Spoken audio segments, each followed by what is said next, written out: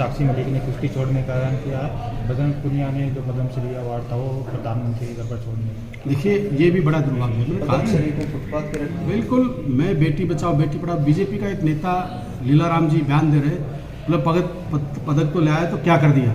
मैं पूछना चाहता हूँ आदरणीय विधायक जी लीलाराम जी, उस देश के तिरंगे के लिए जब पूरा वर्ल्ड में जब वो जो लेके आते हैं मेडल, तो उनसे पूछो जब जिस देश का झंडा लेके चलते तो कितना है, इनके लिए कुछ नहीं है। मैं इसलिए तो कहता हूँ ये अहंकार के घोड़े के ऊपर सवार है। इनने ना बेटी बचाओ बेटी पढ़ाओ का नारा तो दे दिया, इन्होंने ना बेटी आज इस राज्य में सुरक्षित है, ना किसान सुरक्षित है, ना युवा सुरक्षित है, ना SC BC, ना गरीब, ना मजदूर। इस राज्य में कोई सुरक्षित नहीं। इस राज्य में सिर्फ और सिर्फ पैसे वाले पूंजीपति और 2 लोग अडानी अंबानी जैसे लोग सुरक्षित हैं। आम व्यक्ति इस राज्य में सुरक्षित नहीं है।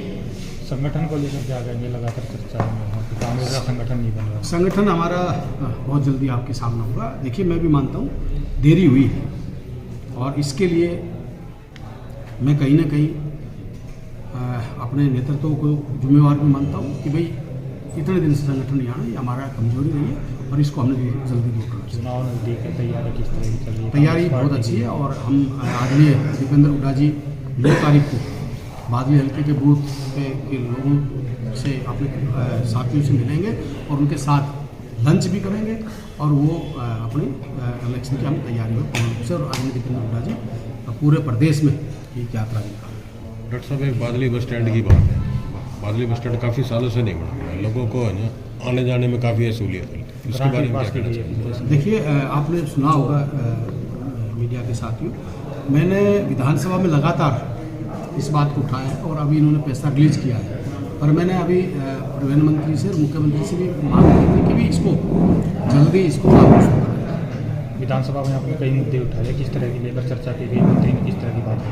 देखिए जैसे कई थे हमारे इलाके में जो युवा साथी हैं, रोजगार तो है नहीं, बादली हल्के में हमारे में भट्ठे के काम है।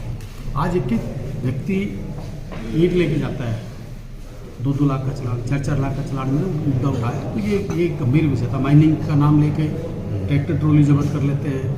सड़कों का मामला भी था, हमारे काफ़ी जो सड़कें टूटी पड़ी उनका मामला था। किसानों के जो मुआवजे की बात करते हैं उन्होंने पटल पर रखे हैं कि आप तो कहते हो हमने मुआवजा बांटा है।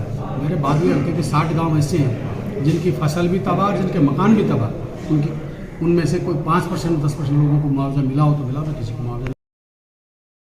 पार्टी निकाल रही है, 2 राज्यों में जीत है उनकी, दिल्ली में है और पंजाब में, हरियाणा में सरकार बनाई है। देखिए हर पार्टी आप अपने उसमें रहती है, उनका काम है, करना चाहिए, अच्छी बात है, स्वागत करते हैं, और वो अपना काम करें, हम अपना काम करते हैं। पर ये जरूर है हरियाणा में बदलाव है, देश में बदलाव है, बीजेपी हरियाणा से जाएगी तो नहीं सकता। डॉक्टर साहब, बदलाव यात्रा हुई थी उस दौरान को लेकर क्या कहना चाहोगे? जैसे कि बीजेपी के कार्यकर्ता प्रदर्शन कर रहे हैं, वो कह रहे हैं संकट का आपको ये। और इसमें एक बात और है कि प्रधानमंत्री ने खुद जो सांसद है कांग्रेस के राहुल गांधी, उनकी मिमिक्री संसद में की है, तो ऐसा क्या गुनाह है कि भाई इसको एक जाति खास का लेकर मुद्दा बनाया जाता है? देखिए मैं एक चीज़ जरूर कहूँगा, चाहे वो आदरणीय प्रधानमंत्री जी हैं, चाहे देश के राष्ट्रपति जी हैं, चाहे उपराष्ट्रपति जी हैं, चाहे सांसद हैं, सबका एक गरिमा और एक सम्मान होता है। मैं ये तो नहीं कहूँगा कि उन्होंने अच्छा किया सांसद जी ने, पर एक उपराष्ट्रपति के लिए ऐसी बातें नहीं करनी चाहिए। पर बड़ी पार्टी चलाने के लिए देश के प्रधानमंत्री, मुझे शर्म आती है कि एक नॉर्मल व्यक्ति भी ऐसी हरकतें नहीं करे। जो देश के प्रधानमंत्री जी, चाहे वो राहुल गांधी जी के बारे में थी, चाहे वो सोनिया गांधी जी के बारे में थी, चाहे वो श्री मनमोहन सिंह जी के बारे में थी, तो कौन से ऐसे नेता थे जो कांग्रेस के इन्होंने उनके मिरमिक करने के लिए नहीं किया। पर एक चीज़ है, मैं पूछना चाहता हूँ बीजेपी के लोगों से, आज ये जो बीजेपी के लोग अगर खाप की बात कर रहे हैं, किसान की बात कर रहे हैं, जब 756 लोगों की शहादत हुई और 1 साल 3 महीने लोग धरने पर बैठे रहे, तब वो किसान नहीं थे। उनको ये कहते थे उग्रवादी हैं, अलगवादी है, पाकिस्तानी है, तो जब तो उनको उग्रवादी तक की संज्ञा दे रहे थे, उसके बाद में जब इसी किसानों की बेटियां और इस देश की बेटियों को यौन शोषण के मामले में रोडों पर घसीटा जा रहा था, तब वो किसान की बेटी नहीं थी, जब वो एक समाज की बेटी थी। कहाँ जा रहे थे लोग?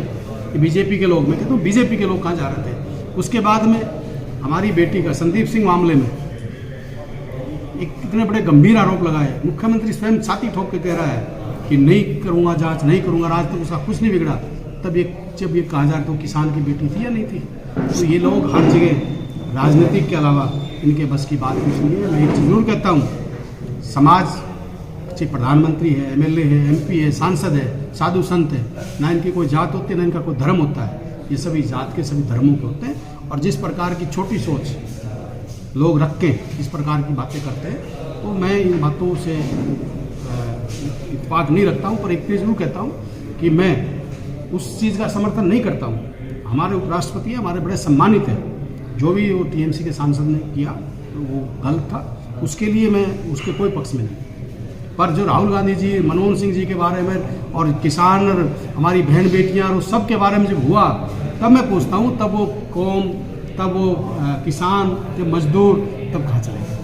146 सांसदों को किस तरह देखते हैं निलंबन किया गया है, जनता ने चुनकर भेजा था। देखिए, ये एक किस्म से देश के लिए सबसे काला दिन था।